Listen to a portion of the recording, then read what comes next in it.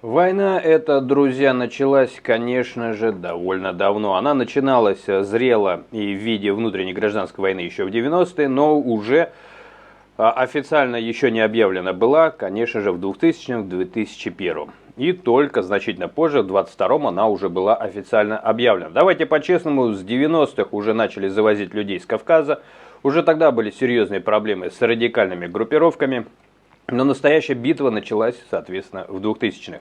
С приходом новой власти в начале 2000-х политика резко меняется. Это не пустые слова. Она меняется очень заметно, даже в виде принятия тех или иных законов.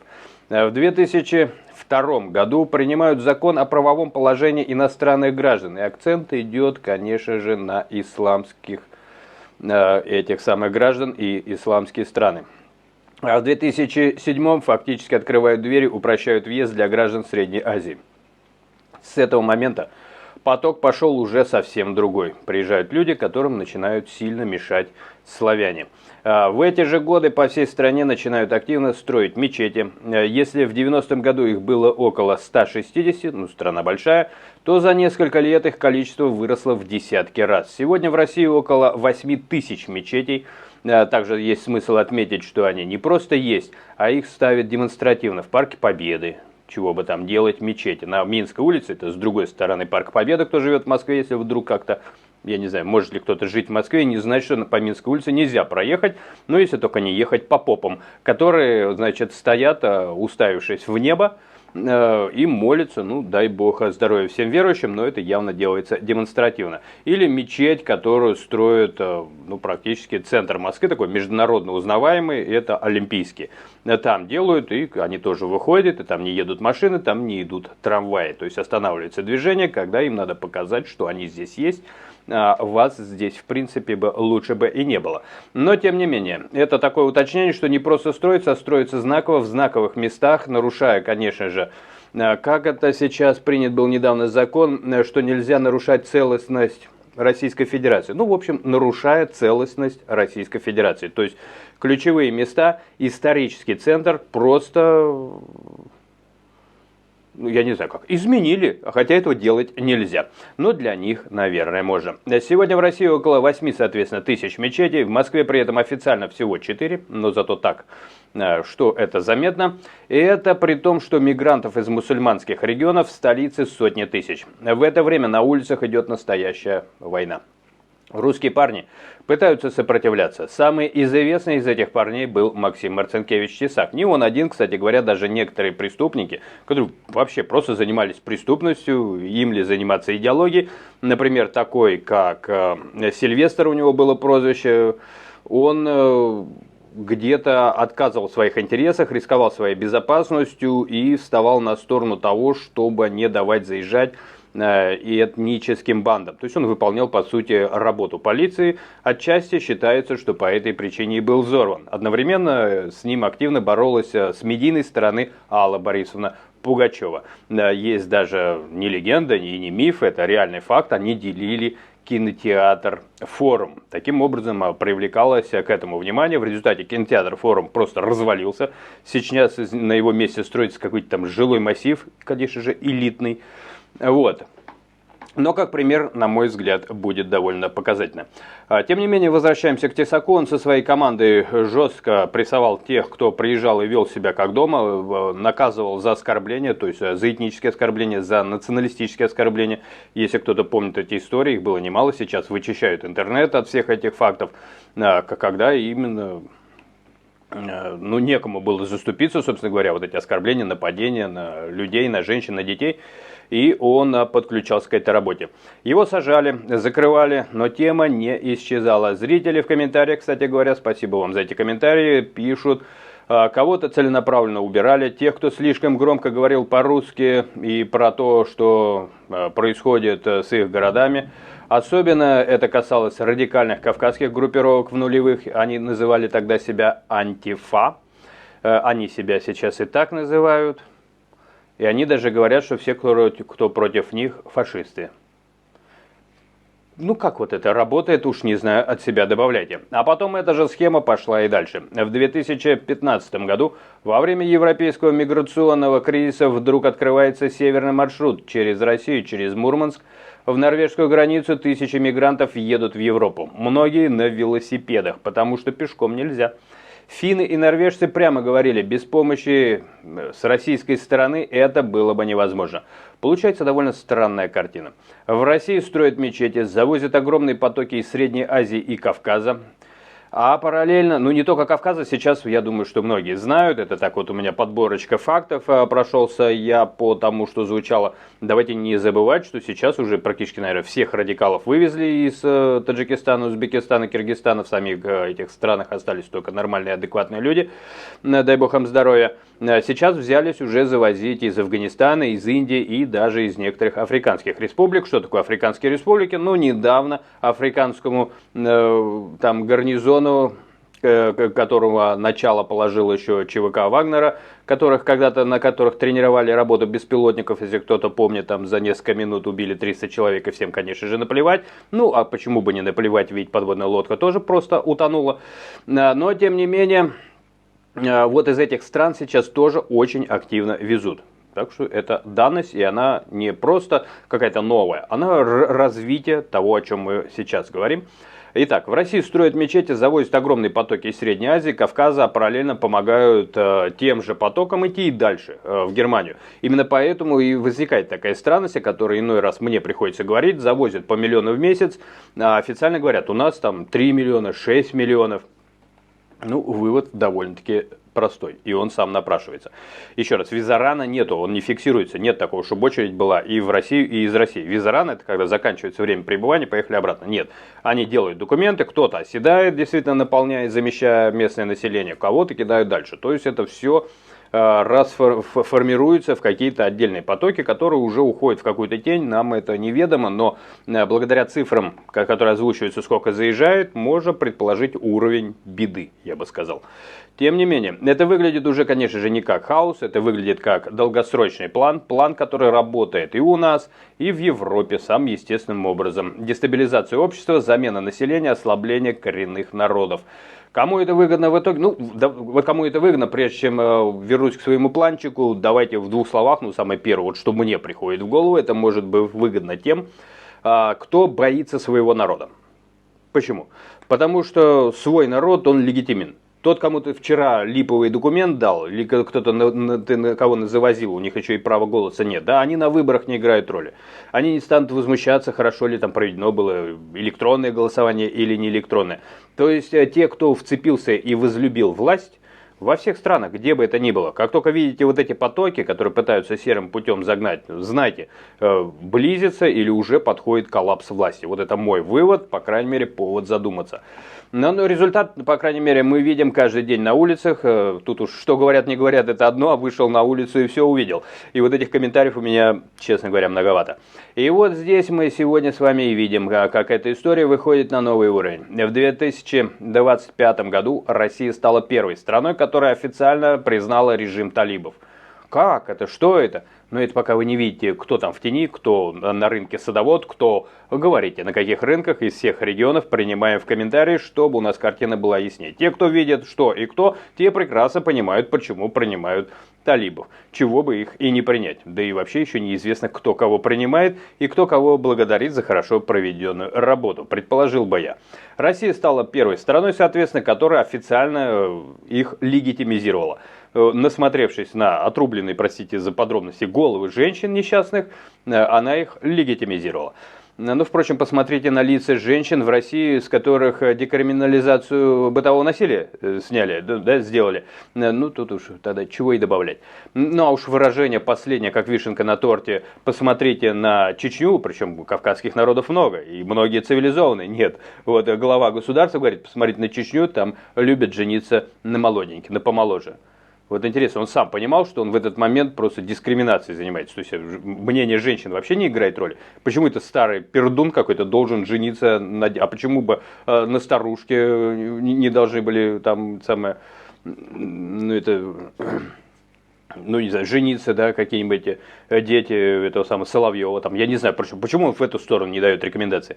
Но это так, опять же, к слову. Ну, понятно, да, откуда эхо и какие ценности и так далее. Лавров лично встречается с министром данных талибов, с министром иностранных дел данных талибов, вообще одно к другому хоть как-нибудь можно прилепить или нет, жмет им руки, параллельно активно наращивает каналы привлечения рабочих из Индии, в 2026 планирует завести десятки тысяч индийцев, после того, как начали ограничивать Среднюю Азию, начали искать новых. При этом Северный Кавказ, в первую очередь Чечня, продолжает получать огромные федеральные деньги. Вот почему именно этот регион. Это еще раз, да, такие маленькие факты, которые рисуют вполне себе законченную большую картину, как по мне, как по вам, пишите. Миллиарды рублей каждый год. При том, что зависимость от Москвы там зашкаливает за 90%. Мы видим, как в городах, ну, или наоборот, вообще уже есть смысл предположить, что кто вообще там от кого зависит, но это уже имхо, мое мнение. Мы видим, как в городах появляются целые кварталы, где уже не просто мигранты, а фактически сформировались свои закрытые сообщества, кишлаки, по сути, как их иной раз называют, а иногда и жральни называют, потому что еще грязь разводят, такой уровень бомжеватой, сказал бы, цыганщине. Ну что-то мне хочется в этом контексте цыган задевать уже где-то как-то даже нехорошо. При том, что это будет честно, потому что лично изучал факт, когда были довольно серьезные волнения, и цыган очень много в Болгарии, и я просто видел, как они живут, и мусор выбрасывать вот так просто на улицу у них принято, так что да не обидятся они на меня, некоторые, по крайней мере, из них к мусору относятся легко. Так вот, они, когда были противостояния местных с как раз цыганскими сообществами, то они угрожали, что они засыпят грязью Софию. Так что здесь я не буду никого дискредитировать, если скажу, что это свойственно. И сравнивать с цыганскими таборами, говоря о грязи, будет честно, и вряд ли я кого-то в этом случае обижу. Извините, пришлось долго оговариваться. Не люблю я коллективной ответственности. И, соответственно, жители в Подмосковье и в Москве давно жалуются, что отдельные районы уже живут по своим правилам. Ну, в МВД на них не реагируют, и это тоже факты многократные. На фоне всего этого власть громче всего кричит о борьбе с национализмом, что выглядит, конечно же, забавно. Особенно достается тем, кто пытается говорить про русскую идентичность и защиту своей земли. Эти вообще в свое время садились просто большими потоками. Кстати, на это многие обращали внимание. С 22 года вдруг появилось «мы русские», и прямо русский мир, и все об этом заговорили, все. И Симонян говорит «я русская», она армянка, она говорит «мы русские». Это просто безумие, над этим уже смеются. То есть это такой безумие, над которым можно смеяться. Соловьев все время говорит «я еврей, наш русский мир». Но еще раз, они все начали называть себя русскими, хотя до этого момента стоило сказать там «я русский», там, не знаю, государствообразующий народ, по сей день Путин говорит, что это многонациональное государство. Что это такое многонациональное? Как оно может быть многонациональным? А на чем основаны тогда законы? Законы обычно основываются на духовных скрепах, дорогой ты мой. Как могут быть духовные скрепы в многонациональном народе? Это тогда коробочка с большим количеством скрепочек, которые будут там все время греметь, стучать и гнуться друг об друга. Да-да, не только рвутся, но и гнутся, и гнутся. Так что это, конечно же, какая-то странная, навязанная, совершенно непонятная, нелогичная теория про многонациональное. То есть, ну, это такая уже привычка старая, как вот она с 2000-х, то, что нельзя говорить, что ты русский, о том, что тебя интересует вот, данный народ, то, что ты бы не хотел, чтобы он подвергался геноциду, это запрещено, тебя тут же называют экстремистом. Просто вот все это всегда знали, и вдруг в 22 году всем сообщили, нет, вот смотрите, это вы вот там делаете, это вы. Ну, помните, как вошли кадыровцы в Бучу, по-моему, не помню, как точно город называется, напишите, пожалуйста. И они говорят, мы русские, мы пришли вас освободить. Я просто свидетели там такие, они пришли, говорят, мы русские, пришли вас освободить, и они так какие-то странные русские, женщина так рассказывает, она испуганная, она выжила, и она такая, она говорит, какие-то странные, говорит, русские, очень странные русские, друзья мои, туда вошли, вот, но едем дальше, то есть вот эта привычка, она появилась, и так она очень часто стала встречаться. Теперь самое интересное пройдемся по нему, серьезная борьба ведется против славянских националистических движений, ну, националистические есть националистические, как говорится, тут претензии-то еще понять можно было бы, если бы они были в рамках, ну, таких общепринятых, не нарушайте закон, да, не навязывайте, потому что, ну, все-таки опасная грань. В том числе против тех, кто в свое время формировал добровольческие подразделения именно из русских, украинских, славян. Многие из них заявляли, что идут защищать свою землю и свой народ от радикального исламизма. Да, ну еще раз, вот, когда это коренное население, Почему народ, почему власть его может бояться? В разных странах, да, это уже фактуру эту я озвучиваю не первый день.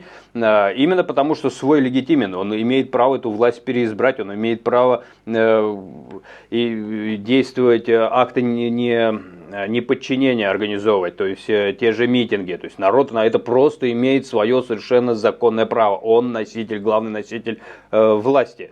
И право на насилие он выдает из своих рук, может и забрать обратно. Это очень важный момент, и этого любая власть, особенно которая уже, может быть, деградировала, может быть, развратилась, она этого боится, потому что народ, он важней. Он важнее любого того или иного уровня чиновника. Он просто по сути своей, по праву своего рождения, он несет право на эту самую власть значительно больше. Он может чиновника, президента, пресс-секретаря может вздернуть на столбе. Мировое сообщество, конечно, вздрогнет, но если оно увидит, что он там объяснил как-то все это и стал новой властью, то это будет принято. Потому что, еще раз, он народ, да, то есть не просто какой-то один отдельный уголовник, а вот народ восстал, там какой-нибудь там смена режима, да, то есть даже не то чтобы революция, а совершенно аномальные какие-нибудь законы.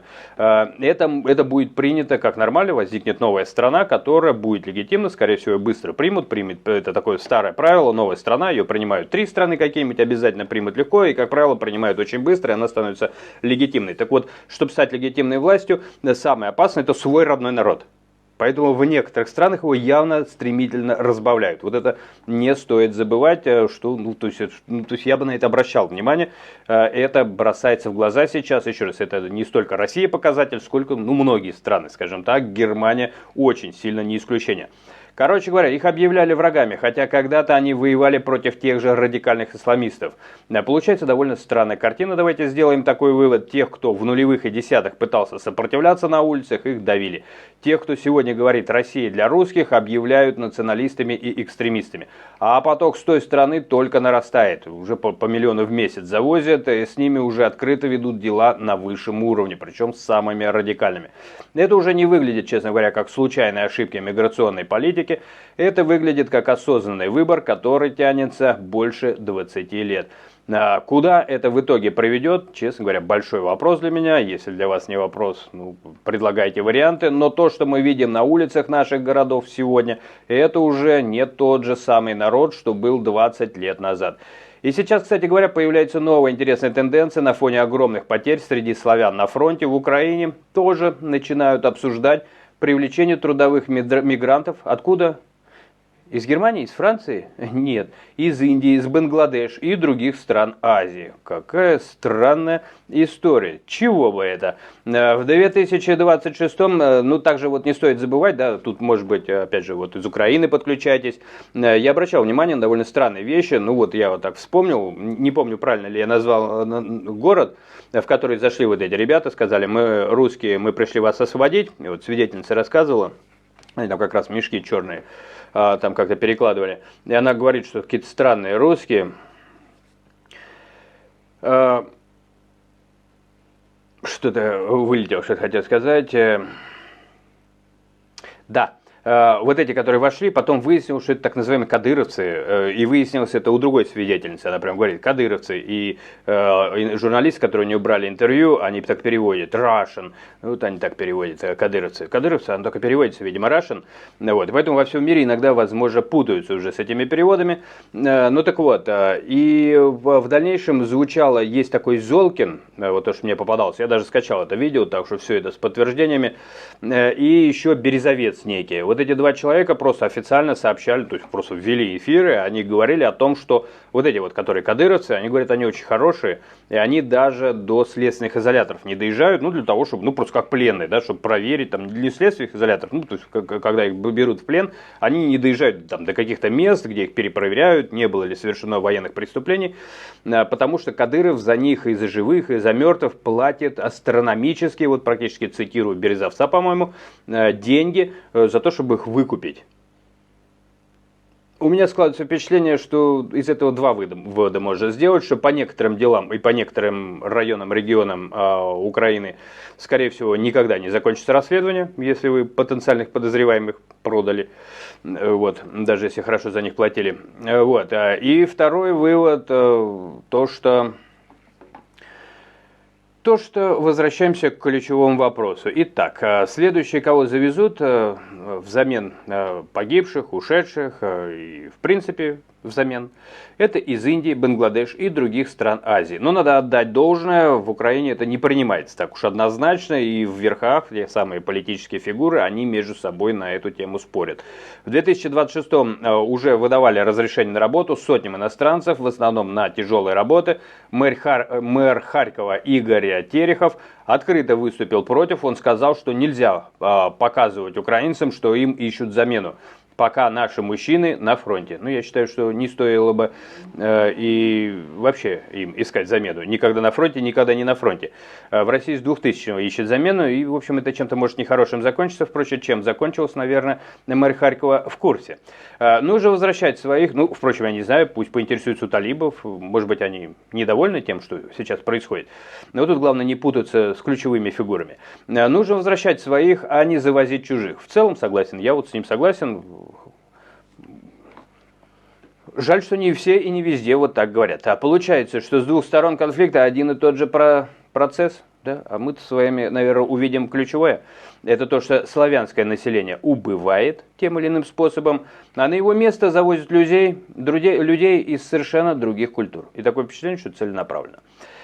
Потому что из разных культур можно завести. Канада вообще 70% мигрантов. Она выездные сессии делает, заезжать кто угодно. Бедных из стран очень много. Но почему-то не везут каких-нибудь из Тибета, каких-нибудь людей там, с индуизмом. Нет, везут исламистов почему-то. Ну вот почему-то. Это уже не отдельные, конечно же, ошибки миграционной политики. Это выглядит как долгосрочная замена населения, которая идет по обе стороны фронта. У меня иной раз прям подмывает меня предположить, что не продолжение ли это нашествие мавров, которые, кстати говоря, надо дать должное арабским народам, они считают историю свою, ну, то есть историю каждой семьи, а семьи у них не очень большие, такие тейпы, сотни людей, такие семьи у них, они считают до 7-го колена. 7-е колено это 150 лет. Я даже когда-то вывел теорию, что это делается для того, чтобы... Дело в том, что какая-то одна идеология навязанная, как какой-то строй, режим какого-то вождя, не знаю, царя, он не держится больше 150 лет, это уже историей подтверждено. Сабаха не удержался, Сталин не удержался, то есть одна его жизнь и еще несколько лет по инерции дальше откат.